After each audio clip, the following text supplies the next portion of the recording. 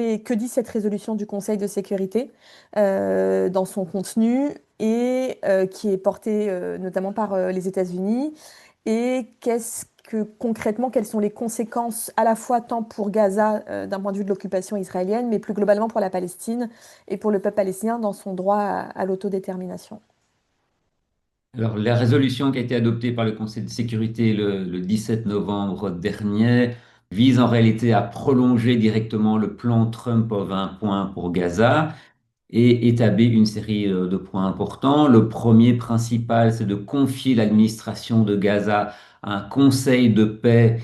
qui sera présidé par Donald Trump lui-même et qui devrait normalement également comporter Tony Blair parmi ses membres. Mais pour le reste, on ne sait pas très bien comment ce sera composé. Deuxième aspect, c'est d'autoriser le déploiement d'une force de stabilisation internationale dont les contingents seraient fournis par une série d'États membres des Nations Unies et qui viendrait à la fois protéger les civils, faciliter l'acheminement de l'aide humanitaire et établir la sécurité à Gaza et en particulier aider au démantèlement du Hamas sur le plan militaire. Et puis, troisième point, c'est de prévoir le désengagement militaire de l'armée israélienne de Gaza, mais sur ce point-là, c'est effectivement extrêmement flou, puisque ce déploiement devrait se faire corrélativement à la mise en place de la force de sécurité internationale, mais aussi à la sécurisation du territoire de Gaza. Et en toute hypothèse, l'armée israélienne pourrait demeurer pendant un temps assez long dans un périmètre de sécurité jusqu'à ce que toute menace provenant de Gaza puisse être écartée. Donc ça ne donne pas de délai de calendrier extrêmement précis.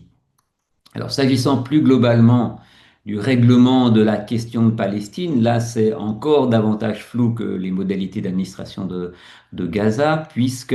en réalité, il y a une très très vague référence au fait que après un certain temps, pour autant que l'autorité palestinienne soit largement réformée et que les conditions de redéveloppement de Gaza soient bien entamées, alors pourraient être créées des conditions pour envisager euh, une qualité étatique de la Palestine et l'autodétermination et envisager également la relance d'un processus de paix, mais sans autre mécanisme, sans autres conditions, sans autres principes qui seraient énoncés. Et ce qu'on peut dire aussi globalement de ce qui ressort de cette résolution, c'est qu'il y a une marginalisation totale de l'autorité palestinienne qui n'est pas associée à l'administration de Gaza, qui n'est pas associée à la sécurisation de Gaza à travers des forces palestiniennes qui seraient indépendantes de l'autorité.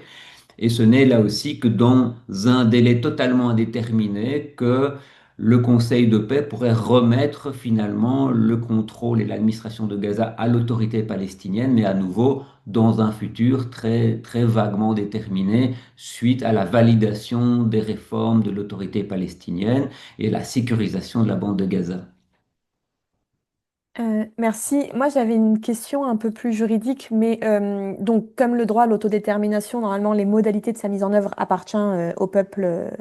colonisé. Est-ce que le contenu de cette résolution, finalement, ne vient pas en opposition avec cette norme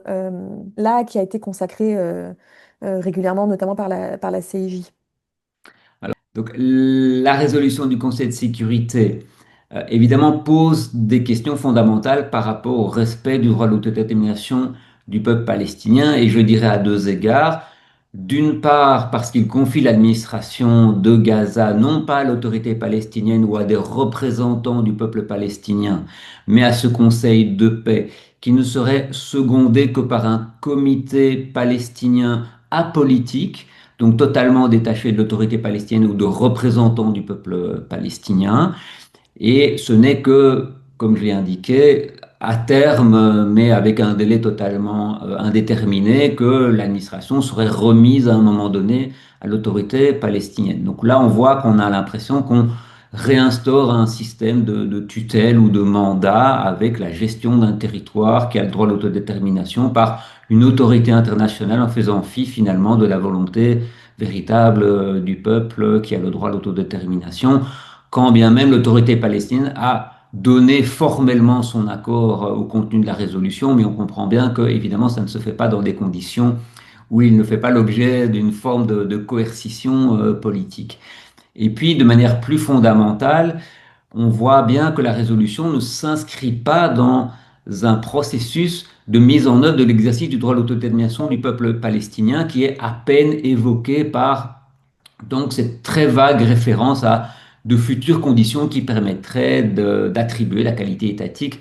à l'État de Palestine, mais on ne sait pas très bien comment on pourrait y parvenir. La résolution ne fait aucune mention de l'avis de la Cour internationale de justice de 2024 qui, en réalité, établit les conditions d'exercice du droit à l'autodétermination du peuple palestinien qui passe par la fin de l'occupation israélienne, la fin de la colonisation, la fin de toutes les violations qui accompagnent cette occupation, y compris le régime de ségrégation raciale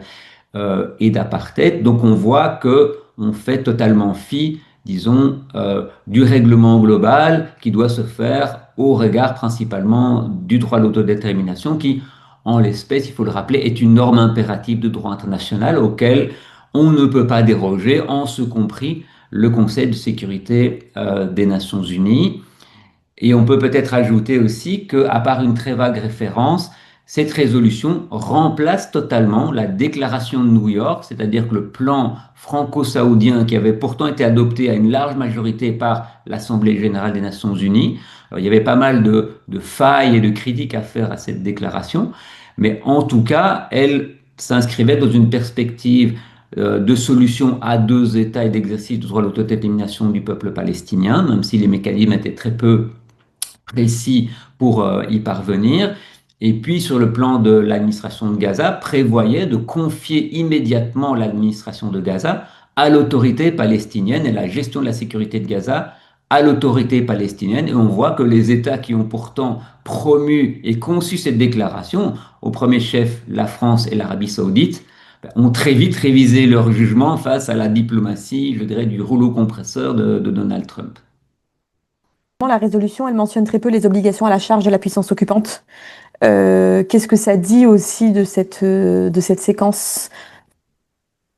Oui, alors, donc, la résolution par rapport à l'occupation israélienne de Gaza, qui évidemment est largement en place à l'heure actuelle, comme je l'ai indiqué, il y a un calendrier de redéploiement de l'armée israélienne, mais qui est extrêmement flou et qui n'a pas d'étape extrêmement précise. Et tout doit se faire en coordination avec l'État d'Israël à cet égard. Euh,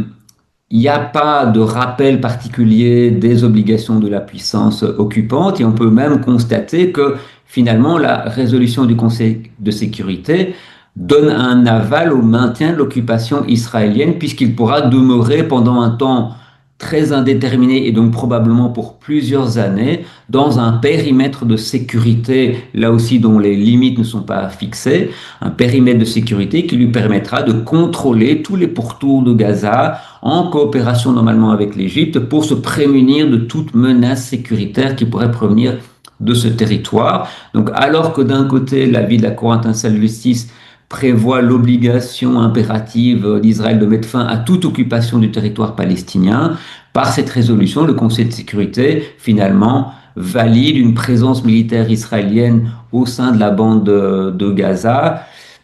qui ne se justifie à nouveau que par une concession politique faite à l'État d'Israël, puisqu'il y aura une force de sécurité internationale qui pourrait parfaitement remplir cette fonction et cette mission. Et donc, on va maintenir aussi